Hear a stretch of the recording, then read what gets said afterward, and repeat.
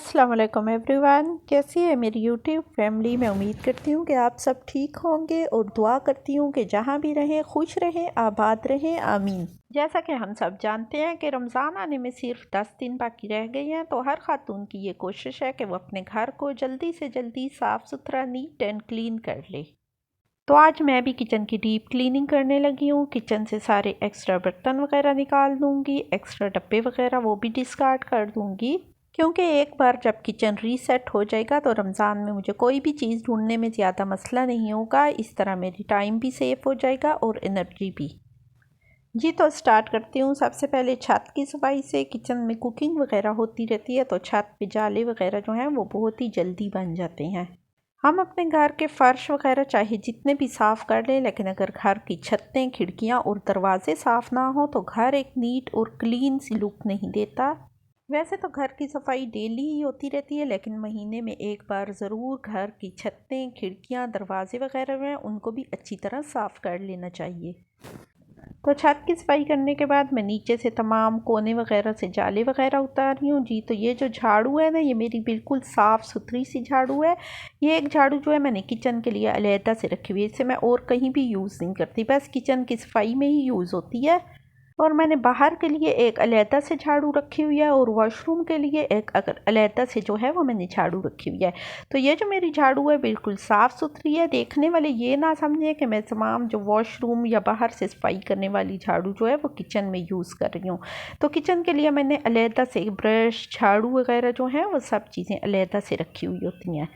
तो जी यहाँ मैं पाइप पकड़ के करने लगी हूँ अपने किचन की अच्छी तरह से धुलाई। वैसे तो डेली मैं शेल्फ्स वगैरह जो हैं वो साफ़ करती रहती हूँ, लेकिन कैबिनेट्स वगैरह जो हैं उन्हें मैं महीने में या 2 महीने के बाद एक बार अच्छी तरह धो लेती हूँ, क्योंकि कुकिंग और गैस की वजह से इन पे इतना ऑयल जम चुका होता है ना कि कपड़े से साफ़ करने से ये अच्छी तरह साफ़ नहीं होती। इसलिए एक बार इन्हें पानी से वॉश करके और सर्फ से अच्छी तरह साफ़ कर लेती हूँ, तब ये आराम से 2-3 महीने साफ़ ही रह जाती हैं। किचन की सारी शीट्स वगैरह धो के दोबारा बिछा दूंगी।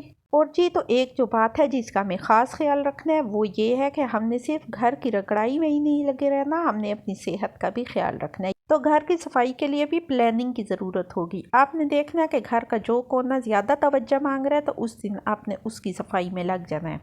किसी दिन आप घर की अलमारियाँ वगैरह सेट कर लें, कैबिनेट सेट कर लें, किसी दिन सारे घर की खिड़कियाँ और दरवाज़ों की सफाई कर लें, किसी दिन शोकेस ठीक कर लें। इस तरह अगर हम डेली से अपनी एक सफाई की रूटीन रखेंगे तो हमारा घर कभी भी हमेशा गंदा नहीं रहेगा, बल्कि हमेशा नीट और क्लीन और साफ़ सुथरी सी लुक देगा।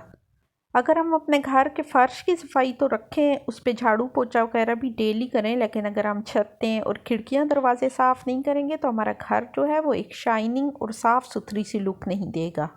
अच्छा जी, तो एक और बात जो मैं आप सबके साथ शेयर करना चाहती हूँ वो ये है कि हम सब ख़वातीन इस कोशिश में तो हैं कि हम अपने घरों को ज़्यादा से ज़्यादा साफ़ सुथरा और नीट और क्लीन कर लें, लेकिन एक चीज़ जिसकी सफाई की तरफ हम तवज्जो ही नहीं देते, वो चीज़ साफ़ करना तो रमज़ान से पहले बहुत ही ज़रूरी है, और वो है दिलों की सफाई।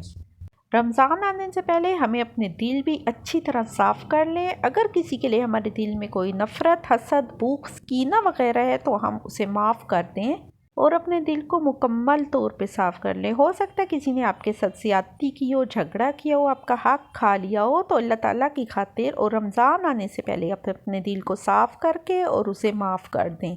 घरों की तरह अगर दिलों से भी गंदगियां निकाल दी जाएं तो जैसे घर हल्के फुल्के हो जाते हैं, ऐसे इंसान का दिल भी हल्का फुल्का हो जाता है। आप किसी के लिए अपने दिल में जैसे भी जज्बात रखें, नफ़रत, हसद, बुग़्ज़, कीना, उससे सामने वाले को तो कुछ नहीं फ़र्क पड़ता, बल्कि उसे पता भी नहीं चलता कि आपके दिल में उसके लिए क्या है। लेकिन इंसान खुद ही एक तकलीफ़ और कर्ब में मुब्तला रहता है। तो बेहतर यही है कि आप अपने दिल को सबके लिए साफ़ कर लें और सबके रवैये भुला के अपने रब के साथ अपना ताल्लुक़ मजबूत कर लें। जी तो तकरीबन 2 घंटे लगे हैं मुझे किचन की मुकम्मल सफाई करते हुए। अब रमज़ान का महीना इंशाल्लाह बिल्कुल सुकून और इत्मीनान से गुजरेगा। और फिर आपको मेरा आज का व्लॉग कैसा लगा? अगर आपको मेरा व्लॉग आज पसंद आया हो, किसी भी जगह पे आपको अच्छा लगा हो, तो आप उसे लाइक और शेयर कर लें। और प्लीज़ तमाम न्यू देखने वाले मेरे चैनल को ज़रूर सब्सक्राइब कर लिया करें। और दूसरी ज़रूरी बात यह है कि घर की सफाई के साथ साथ हम ख़वातीन ने अपनी सेहत का भी ख्याल रखना है। ये ना हो कि रमज़ान की तैयारी में हम घर को तो साफ़ सुथरा कर लें और रमज़ान आते साथ ही हम खुद बीमार हो जाएं। और आपका घर अरेंज और सेट हमेशा इसी तरह लग सकता है कि आप हमेशा थोड़ी थोड़ी जो है सफाई डेली की कर लिया करें।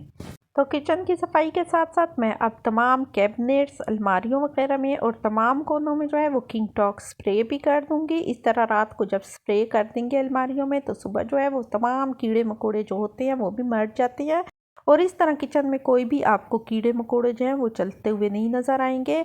आप अपनी कैबिनेट्स, अलमारियों वगैरह की सफाई के साथ साथ स्प्रे ज़रूर कर दिया करें, चाहे कीड़े मकोड़े हों या ना हों, लेकिन हमें नज़र नहीं आते, जो कोनों खुदरों में छुपे हुए होते हैं तो स्प्रे करने से वो भी ख़त्म हो जाते। तो आप अब मेरे किचन की फ़ाइनल लुक देख सकते हैं। तो आज का व्लॉग मेरा यहाँ तक ही, इंशाल्लाह मिलते हैं फिर नेक्स्ट व्लॉग में। तब तक के लिए आप अपना बहुत ज़्यादा ख्याल रखिए और मुझे भी दुआओं में याद रखिए। ओके, अल्लाह हाफिज़।